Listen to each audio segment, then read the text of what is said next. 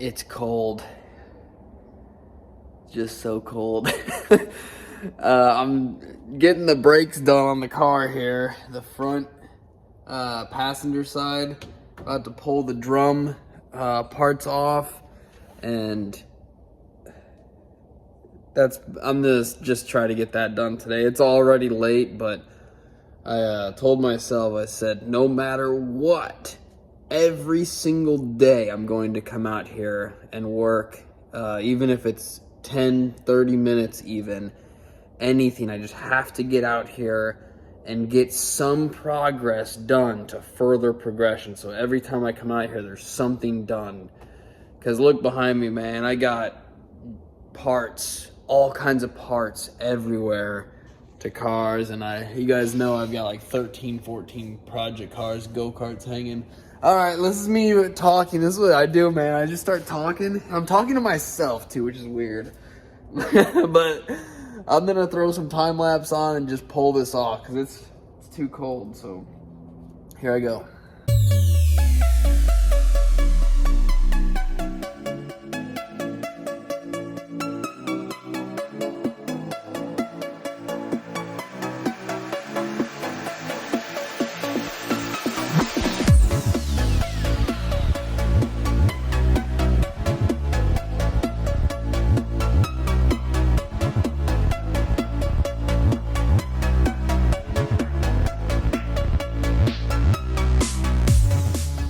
Good news, I got all the brake stuff off right there and pulled that spring out, super sketchy. And now I got this jacked up so that this lower arm, the ball joint's almost out. So I'm just gonna pull this whole spindle all the way out so I can clean it up and everything like that. And we're gonna replace this, like I said, that's solid. And then we're gonna paint all of this stuff with undercoating. So that'll eventually happen, but for tonight I'm just gonna pull this out, set it aside, and then come out here later, probably tomorrow or something, wire wheel it, paint it, and continue. So I'm gonna pull this out.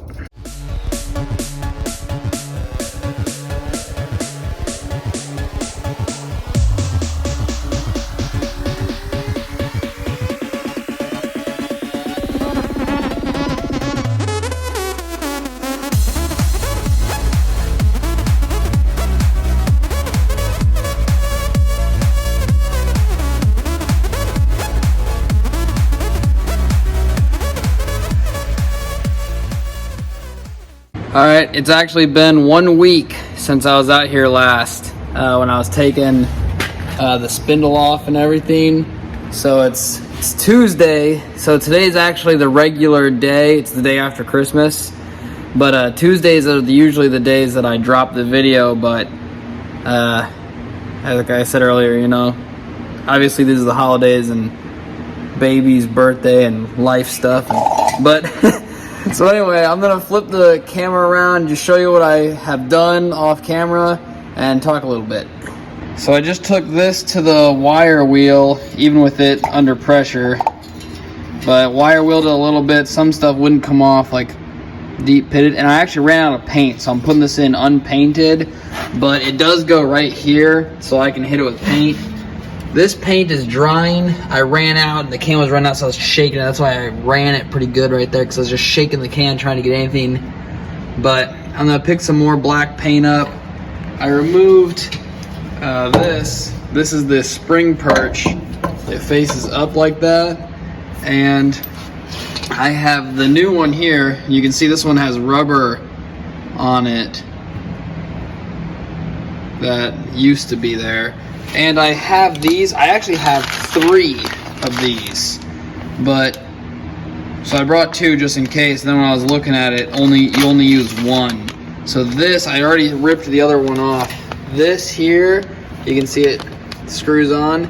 It goes on right there, and then that way you don't have this metal butted up against this metal here, so it won't wear, and it'll help with noise, so you won't hear metal on metal. It'll be cushioned.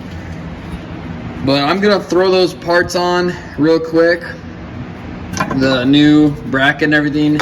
And I just tightened this down, so I squished that down pretty good. And I got this nut on, so that's actually tight. I just gotta tighten these. And the spindle, you'll hear people call it a spindle or a knuckle. You'll hear both of them. I grew up just calling it a spindle. That's painted and it's drying right now. So, and you know, I was looking at this while we're here. I was like, man, that doesn't look like it has much grease in it.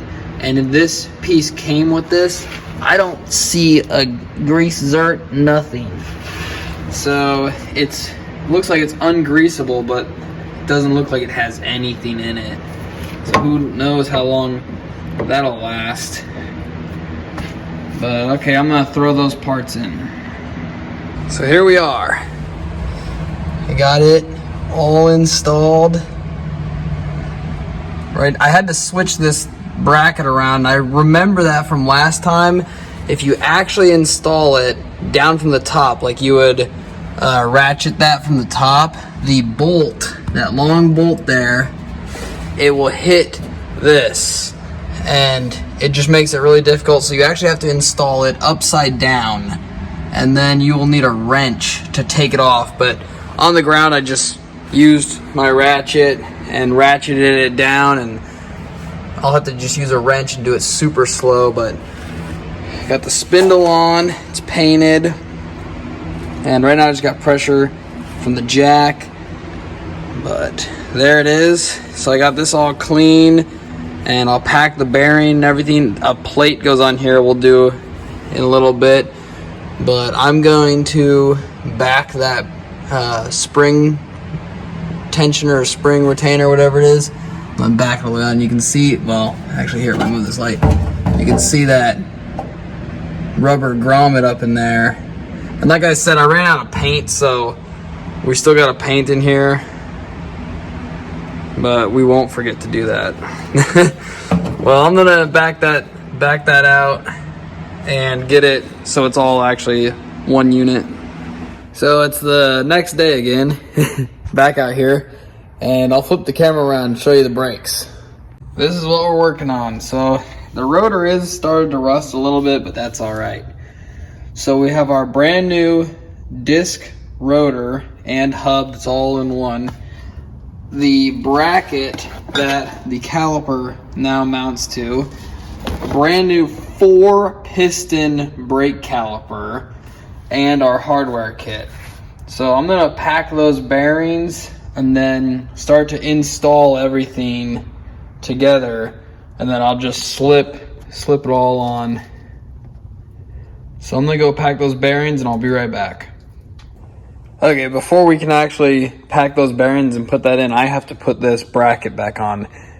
So it goes like this. The flat side here, those two big bolts or spots for bolts on the front, because our caliper is mounted on the front. You can see that side maybe is like it, but that's how the instructions had told me to do it. So it goes like that, and then the bolts will go in it, and then the caliper is actually mounted in the front, which I think it's fine. I don't think it matters, but if you actually had it on the back, I think in theory that would help with a 50-50 weight ratio ever so slightly. I doubt it though, because it's mounted on the wheel, but who knows what theory or logic people have with put them in the front or the back or at an angle. But this one is directly right here.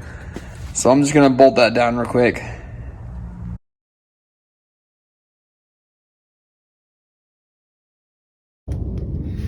I got these bearings packed by hand. I just put a glob of grease in my palm and packed it in until it started to come out the tops. And then I did a little bit of layer kind of in there to help layer it as well, so it's not just using whatever grease is on this. But we got the seal beat in. It only went one way. When I worked in the Air Force, the seals were just completely smooth. This one has a lip on it, so it can literally only go in one way. But all the time you'd get in and pull it apart and someone would put the seal in backwards. So the seals are designed one way so that it won't let stuff go in, but it keeps it from coming out. Well, if you flip it the other way, it lets water always go in, and I'd open these up in the Air Force and they would be full of water, and the grease would be, it was yellow grease that it started with, but it would be like this like dark brown mixed with mustard. It's like if you mix dirt and mustard together is what it always looked like. But anyway, I'm gonna slide that on. I tightened those so they are ultra tight. So now I'm just gonna put this on right over top.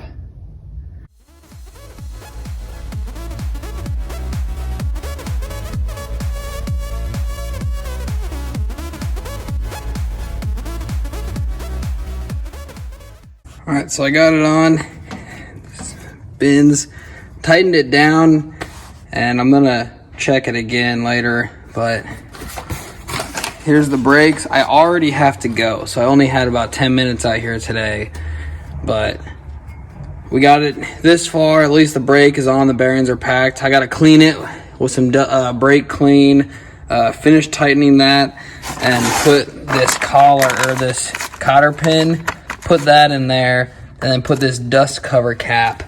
So the cotter pin will go through this castle nut and it'll lock it in place, and then the cap bangs on there. So we'll do that. Then we'll spray with brake clean, bolt the caliper back on, and then double check all this front suspension, paint here, and then we can put the wheel back on. Actually, we have to bleed the brakes. There's the brake line. I have the rubber lines, and I still have to do the rest of the brake work. We have all new lines, but they're just sitting here, and let's see, I'll show you. Gotta make sure it's real tight in between the car here, you can see. But oh my god, it's all got it. Oh my gosh. All right, that first piece we put on, it's all got to come back apart. Well, looks like tomorrow I'll redo everything I just did. Dang it. But this here is the brake proportioning valve.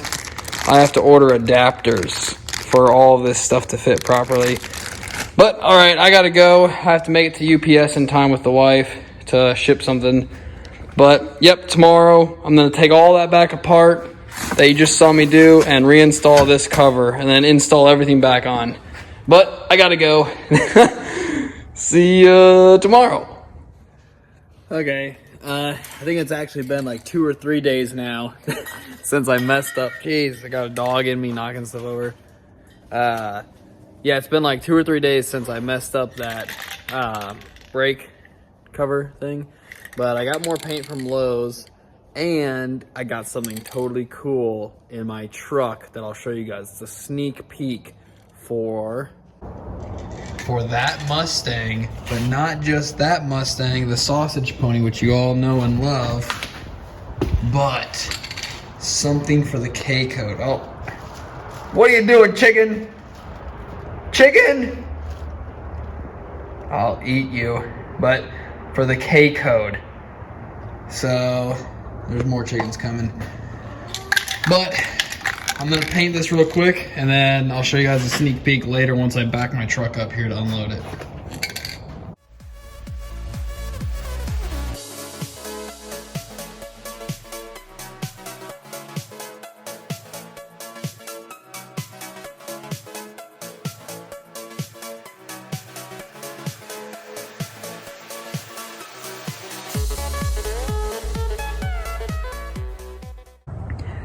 Painted. There's a couple of spots I could use touched up, but I used quite a bit of the can. There's still some left, but this stuff is pretty good. It's not super high quality paint, but for doing stuff like this where you're just trying to paint an area black and create protection on under car parts and stuff, you cannot beat $2 cans of spray paint. $2. I think it's like $2.40 or something. I mean, 10-ounce can, and it lasts. I still have some left, and I just did this whole area pretty thick in spots. Like, I went ultra heavy on this area here, especially because dirt will be thrown right there. So I did like 4 coats on that. And in here is very difficult to get to. I wish I would have painted this. Once again, guys, this is my first restoration car, so I forget things and stuff, like the piece that actually goes right here. We're not going to talk about that, but okay. I got this on. I got to cut it and bend that, and then bend this, pound the cap on, spray brake clean on this, bolt the caliper on, and run the lines. What the? My dog just came from outside. What are you doing out there? How do you even get out there? She would have had to walk past me or crawl under the car. Back to work.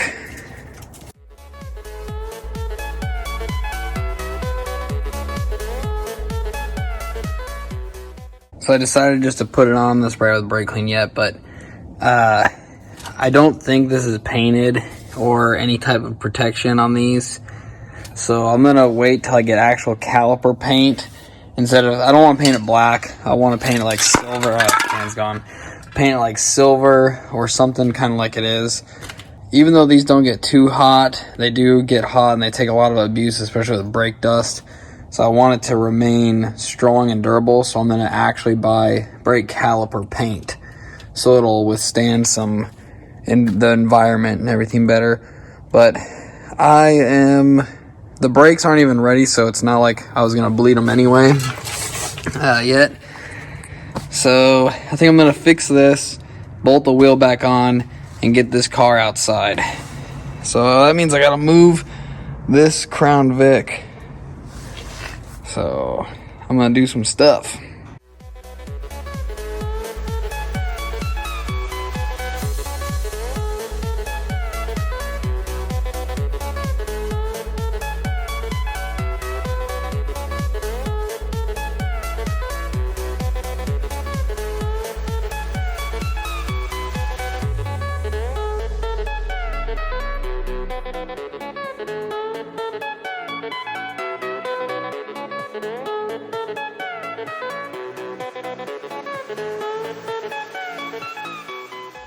All right, so that's a wrap for this episode on the Mustang. It finally has brakes. I pushed it back in, by the way, in case you can't tell. Ow. But yeah, it's finally got brakes, and as I always say, more parts, which is always good. I'm about to do another order of parts and order some stuff that'll go up in here for that molding that goes there that then the weather stripping can hook to, and then a couple other odds and ends that I need for it. And then hopefully in the near future I'm going to put the dash in, and then I have to order a windshield because the old one broke, which it was junk anyway. Getting closer. The Mustang build, there it is, just tucked away. And I don't know, I probably won't put it in this one, but in the bed of my truck, now I have that K-Code engine that I got from Louisiana. Had to meet a drug dealer and walk through the woods and walk up to a shack and dig it out, but I got it. So that's what matters. And I lived. But all right, thanks for watching. And as always, wish me luck on this build and all the others, and enjoy. Stay tuned.